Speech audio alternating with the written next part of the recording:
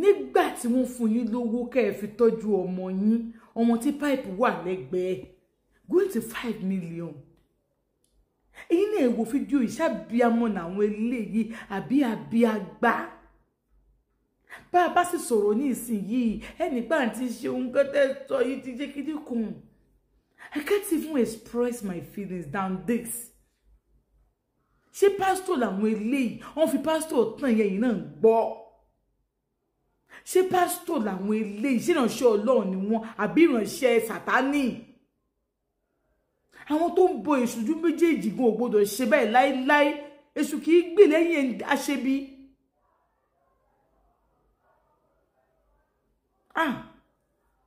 Èṣù ọláàlú kì í gbè láyé gbogbo nǹkan tẹ́ ń ṣe pátápátá. Ẹ jábọ̀ ẹ o, èyí náà ẹ wo fídíò yìí. Ẹ wo fídíò yìí. Ẹ wo ìyá àti bàbá ọmọ yìí kí ni 5 million ṣe. Wọ́n send owó sí yín, owó wọlé fún yín tó pọ̀, more than 4 million naira. So tàbá tẹ̀ sọ pé ẹyọ tó pọn 5 million naira kúrò ń bẹ̀, owó tẹ̀ sì máa fi tọ́jú ọmọ, ó sì wà ń bẹ̀. Èló lẹ wá ná owó yẹn kù, ẹ sọ pé ẹ ti ná jẹ, ẹ má sọ pé ẹ ná jẹ, ẹ fi ṣe nǹkan tó wù yín. Èló lẹ wá ná owó yẹn kù. Ẹ káàárọ̀ sir. Ẹ káàárọ̀ ma. Hallelujah. How are you? Fine, sir. How is everything? It was fine. Yeah. So èmi lélẹ́yìí ọmọ EMC Kenny Sepiti. Yeah, a wà ní ọ̀dọ̀ àwọn pastor Mrs. Obembe. So àwọn èèyàn ti ń béèrè lọ́wọ́ mi pé how far about Obembe's case. Hallelujah. Pé báwo ni, ṣé how is the surgery? Ṣé wọ́n ti ṣé ó ti wà successful? Wọ́n á sọ pé okay lẹ́ni mo máa padà débí. So before I got there, mo ti already contact pastor Obembe tó wà ní ibi báyìí. So ẹ mọ̀ pé we drop them at Ọ̀rẹ́ lọ́jọ́ yẹn tó fẹ́ lọ ṣe, tó ń lọ sífẹ̀, tó fẹ́ lọ fún surgery yẹn. So ìgbà tó ń dé Ifẹ̀ mọ́mì, ẹ̀yin lẹ tẹ̀lé wọn lọ lọ́jọ́ yẹn tí mo drop yín lọ́rẹ̀. Ìgbà tí ẹ dé Ifẹ̀, kí náà sọ ń bẹ̀? Nígbà tí a dé Ifẹ̀, bó lè jẹ́ pé wọ́n ní ká ṣe àwọn test kan ní ọ̀hún. So àti dé kó tó di ọjọ́ clinic. So ìgbà tá a wá dé ibẹ̀, a wá lọ ṣe àwọn test yẹn. So ìgbà tí mo máa padà dénú hospital tó wá dijọ́ kejì tá a tó di àná tá a ti dé. So mo á ní kí n lọ rí doctor yẹn sílẹ̀ kí n ṣàlàyé fún wọn pé mo ti wà ráǹdì o nípa ti clinic ọ̀túnla o. So náà wá sọ fún mi pé wọ́n ti strike. So wọ́n ti strike yẹn. Wọ́n dà mú ní ẹ̀yin lẹ́dẹ̀ ní kí n wá lọ́sẹ̀ yìí o pẹ̀lú result yìí. Wọ́n ní yẹn kò sí, kódà àwọn tí wọ́n fẹ́ operate gan wọ́n ti dà wọ́n sílẹ̀, wọ́n ti padà sílé. So wọ́n wá postpone. So wọ́n wá postpone lọ sí. No, wọ́n wá sọ pé kí n dúró fún clinic. Clinic, okay. So pé tí n bá dé clinic pé àwọn tó bá tẹ̀ sí mi máa sọ bí mo ṣe máa rìn fún mi. Àlókè mo wá dúró dà clinic, that is Thursday. So ìgbà tó díjọ́ Thursday yẹn tí mo wá rí doctor yẹn. So doctor yẹn wá lọ, wọ́n test ẹ̀, wọ́n ṣe weight ẹ̀. So wọ́n dáhùn wí pé ó lò ju bí ó ṣe yẹ, pé ó lò ju ohun tí wọ́n lè ṣe lọ, ká tẹ̀ gbà pé wọ́n strike gan, pé ó lò ju ohun tí wọ́n lè ṣe lọ. That was November. So pé wọ́n wá fún mi ní 6 weeks pé kí n lọ fi tọ́jú ẹ̀. Date wo ni wọ́n wá fún yín pé kẹ́ padà wá? Nígbà yẹn wọ́n fún mi ní January 16. January 16. Bẹ́ẹ̀. Okay. Wọ́n ní wọ́n fún wọn ní January 16. So mo pè wọ́n, àlàyé tó ń ṣe yìí ni wọ́n ṣe ń gbà yẹn. So ìgbà tó ń ṣàlàyé yẹn fún mi, mo wá dúró because èèyàn tó fún wọn ní owó yẹn ó need kó máa ẹni yẹn ó need kó máa mọ àwọn nǹkan tó ń lọ.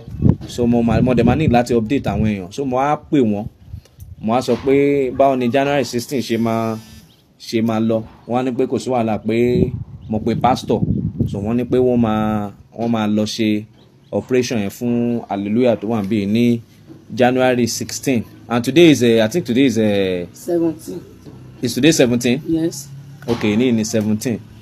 So ìgbà tó wá mo ṣàtọ̀ wá ń gbàdúrà, mo ti update àwọn èèyàn tó ti contribute gan so far because owó tó ń rí gan is close to if not more than 4 million. If not more than 4 million naira. So ìgbà tí mo wá pè wọ́n lánàá tó mo sọ fún dádì àbí dádì kí ni mo sọ fún yín. ẹ sọ fún mi pé tá a bá ti dọ̀hún pé ká pè gbàgbà à ń fẹ́ ṣe fídíò kọ̀ tá a bá dọ̀hún. So ìgbà tí mo pe dádì mo ní pé kán mẹ́sọ̀ pé wọ́n pè mí o pé kán dẹ̀ lọ kán mẹ́sọ̀ pé wọ́n lọ pé kán pè mí kán tán bá débẹ̀ so that a máa lè mọ bó ṣe ń lọ kán ṣe fídíò kárí everything fún transparency because that's what I love the most. I love to be transparent. So ìgbà tí mo mọ rí pé wọn pè mí lánàá yẹn mo fi wọ́n lẹ̀ mo wá rò pé bóyá ó lè jẹ́ stress.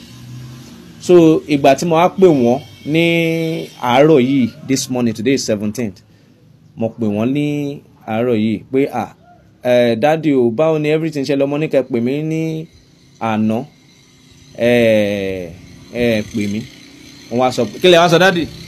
mo sọ èmi ò lọ. ok wọ́n ní wọn ò lọ. ok mọ́mi wá bá mi sọ̀rọ̀ pé wọ́n lọ pé kí n má bínú pé bóyá fóònù ló kú àbí everything. So mọ́mi kí lè ṣàlàyé fún mi. mo ní fóònù mi kú lánàá kódà mi ò ráyè mi ò rí fóònù pé ilé so gbogbo ìgbà tá a fi wà náà hospital yẹn bó tẹ̀ jẹ́ pé ó tó nǹkan bíi tó 4 àbí 3:30 kan tó dá wa lóhùn so around 3:30 to 4 yẹn náà ṣe tó dá wa lóhùn so ìgbà yẹn náà la dẹ̀ kúrò ní bọ́n ṣe ń dá wa lóhùn tán náà la dẹ̀ kúrò ní hospital. So to cut the story short ẹ̀yin èèyàn mi so bọ́n ṣe sọ fún mi yẹn pé wọ́n lọ lánàá pé wọ́n tún padà lánàá yẹn it was somehow to me. Why will you go to a hospital yesterday for a surgical operation and you'll be coming back today? Wọ́n á sọ pé wọ́n tún postpone ẹ̀ lọ sí March pé wọ́n postpone. Why now? This condition is critical. It's a condition you should look into. Me too, I'm a medical personnel, so I know what it takes for someone to be passing through this kind of issues. Mo á sọ pé pé mo máa ní láti wọ́n ní wọ́n ti padà sí ayé, mo á sọ pé mo máa ní láti dé ayé ní èní. So ìgbà tí mo débí báyìí mo rí wọn. So ìgbà tí mo rí wọn mo sọ pé okay, let us make a video so that you can explain yourself to the people pé nǹkan báyìí ló ń ṣẹlẹ̀ o pé wọ́n tún postpone ní ọjọ́ o. So bá ṣe ń ṣàlàyé lọ so mo wá béèrè lọ́wọ́ mọ́mì mo kọ́kọ́ béèrè lọ́wọ́ dáàdì pé èló ni gbogbo owó tó tẹ̀ ti wọlé fún yín. Wọ́n try láti ṣe calculation so mo wá béèrè lọ́wọ́ mọ́mì pé ṣebí ẹ ti make payment ní hospital. So ìgbà tí mo béèrè lọ́wọ́ pé ṣe ti make payment ní hospital kí lẹ sọ. Wọ́n ní pé wọ́n ti make payment. Wọ́n ní pé wọ́n ti make payment ní hospital. Ẹ ní sùúrù ẹ jẹ́ kí n sọ̀rọ̀ mi. Wọ́n ní pé wọ́n ti make payment ní hospital. Mo á ní pé okay o fún confirmation at least ẹ ti sọ fún mi rí pé ẹ ní doctor kan ní Ifẹ̀ tó máa ta lè máa pè. Mo á ní pé mo fẹ́ confirm bóyá ẹ ti san owó yẹn because I love transparency. Pé kán fún mi nọ́mbà ẹ ní sùúrù mọ́ mi ẹ jẹ́ ká clear ẹ ní sùúrù. Kí n má sọ. mo ní ẹ má sọ. Okay. So mo á ní pé kán fún mi nọ́mbà doctor yẹn wọ́n ní fóònù wọn ti kú pé wọ́n fẹ́ lọ yọ fóònù wọn ṣáà jáde wọ́n ní wọ́n ti sanwó yẹn wọ́n lọ. So daddy sáwà ó wá kó fáìlì yóò dé dín fọ̀kálẹ̀ níbẹ̀ yẹn. Daddy brought out this stops for me. So I got their number. I got the hospital's number here. So wọ́n wá lọ sísàlẹ̀. So mo wá béèrè ìgbà tó ń lọ sísàlẹ̀ mo béèrè lọ́wọ́ daddy kí ni mo béèrè lọ́wọ́ yín. ẹ béèrè lọ́wọ́ pé ṣé wọ́n ti san owó yẹn. lóòótọ́ mo á dá mo ní mo sọ fún wọn gba ìpè kan san. So mo béèrè lọ́wọ́ daddy ìgbà táwọn lọ sísàlẹ̀ tán lọ mú fóònù. Mo á béèrè lọ́wọ́ daddy are you sure this payment has been made? Daddy sọ pé òun ti sọ fún wọn pé kán san owó yẹn ní ọ̀hún. So ìgbà tí mọ́mì wá dé mo á béèrè lọ́wọ́ mọ́mì pé nọ́mbà doctor yẹn o kó fún mi pé I need to call the doctor to confirm pé 2.5 million naira for the surgical operation has been paid. The payment has been made. So mọ́mì ṣáà ń wá fóònù ó ń ṣe oríṣiríṣi. Mo ṣáà èmi náà mi ṣe ọmọdé. So mo á ń béèrè lọ́wọ́ mọ́mì ẹ dẹ̀ sọ pé ẹ ti san owó yìí. Mọ́mì ìgbà tí mo wá tún padà béèrè lọ́wọ́ yín last lẹ́yìn tẹ́ ti sọ pé tẹ́ ti ń padà bọ̀ ẹ ti san ẹ ti ṣe lé ẹ ti ṣe kí lẹ wá padà sọ. mo ní a ti lò ó. a ti lò ó àbí ẹ ti ná. òun ni mo fi ń tọ́jú ẹ̀. Kì í sùn lẹ́fín ẹ ná jẹ́. mi ò ná jẹ́ o. mo fi tọ́jú ọmọ ni. ṣé tọ́jú ọmọ yẹn ṣé wọ́n ní kẹ́ fi tọ́jú ọmọ ni àbí kẹ́ fi ṣe surgical operation fún ọmọ owó tó wọlé fún yín if not close to 5 million naira because àwọn èèyàn send the receipt ṣé mi tó ń wọlé ẹ ní sùúrù àkànnàbà yín ló dẹ̀ wà ń bẹ̀ àkànnàbà mi kọ́ ló wà ń bẹ̀ wọ́n send owó sí yín owó wọlé fún yín tó pọ̀ more than 4 million naira so tàbá tẹ̀ sọ pé ẹyọ 2.5 million naira kúrò ń bẹ̀ owó tẹ̀ sì máa fi tọ́jú ọmọ ó sì wà ń bẹ̀ èlò lẹ wá ná owó yẹn kù ẹ sọ pé ẹ ti ná jẹ ẹ má sọ pé ẹ ná jẹ ẹ fi ṣe nǹkan tó wù yín èlò lẹ wá ná owó yẹn kù. sàn owó yẹn ìgbà tí ẹ sọ pé ṣé a ti san òótọ́ ni mo sọ pé a ti san ṣùgbọ́n ìgbà tí mo wá ẹ má bínú ẹ parọ́ bẹ̀yìn abẹ́ ẹ parọ́ ẹ má bínú mọ́ gbọ́ yín. ok báyìí nígbà tí mo wá wo pé no matter the case may be ó yẹ kí n sọ bọ́rọ̀ ṣe rí òun ìdí yẹn ìgbà tí mo fọ́ padà dé ní mo bèrè lọ́wọ́ yín èlò ó ti tán ẹ̀nà owó yẹn tán ẹ̀nà more than 4 million naira tán within 2 months kí lẹ fi owó yẹn ṣe. ó ní mo fi ń tọ́jú ọmọ yìí. kí lọmọ yìí kí lọmọ yìí kí lẹ fẹ́ fi owó yẹn ṣe lára ẹ̀ kí lẹ fi ń tọ́jú lára ẹ̀ tọ́hún ṣe lọ́sítù tọ́hún tí fún yín oúnjẹ lẹ́ ń fún ṣe tún gbé lọ sọ́sítù bí ìbáyìí tẹ̀tún náwó fún ni. dádì ṣe wà awẹ́ pé wọ́n ti náwó yìí ẹ fèsì bí ìbáyìí ṣe wà awẹ́ pé wọ́n ti ná gbogbo owó yẹn. ó ti tán. ok ẹ mọ̀ pé wọ́n ti ná. ó ti tán. so ṣé nǹkan tó ṣẹlẹ̀ yìí as a pastor ṣé ó right sir. ṣó right. correct. right. owó ta dẹ̀ fún yín táwọn èèyàn contribute fún yín kí náà ní kẹ́ fi ṣe. wọ́n ní kẹ́ fi tọ́jú operation. hallelujah stand up. wọ́n ní kẹ́ fi tọ́jú kẹ́ fi ṣe operation open your stomach let them see.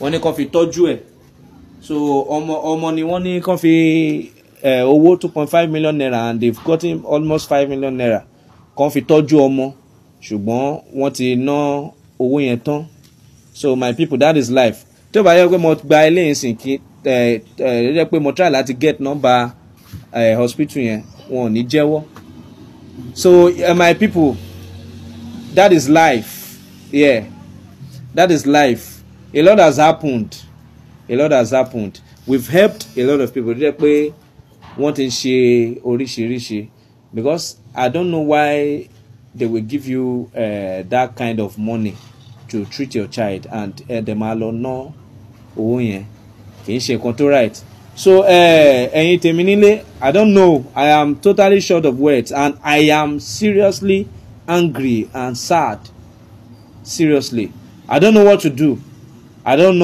right now mi mọ nǹkan tí mo máa ṣe ṣùgbọ́n ẹ lè type opinion yín sí comment section so owó hallelujah wọ́n ti surgical operation àwọn parent ẹ̀ wọ́n ti ná so the girl is still the same but all is well God knows the best daddy ẹ ṣé gan ni o ẹ ṣé gan nǹkan tẹ́ ṣe fún mi mo really appreciate ọgbọ́n ọ̀nà lẹ́ ń kọ́yàn pé kéèyàn náà má máa ṣoore mọ́ ọgbọ́n lẹ sáré kọ́ mi yẹn pé ká má ṣoore fún èèyàn mọ́ ọgbọ́n ńlá ni ṣé tí àwọn èèyàn bá ṣoore fún èèyàn mọ́ ṣé ìdùnnú yín ni kéèyàn má máa ṣoore fún àwọn èèyàn kì í ṣe ìdùnnú yín báwo la ṣe máa fún yín ta máa raise owó bẹ́ẹ̀ yẹn almost 5 million naira fún yín tẹ̀dẹ̀ máa ná gbogbo owó yẹn tẹ̀ máa sọ pé ẹ ti ná gbogbo ẹ̀ tán for God's sake pastors then this is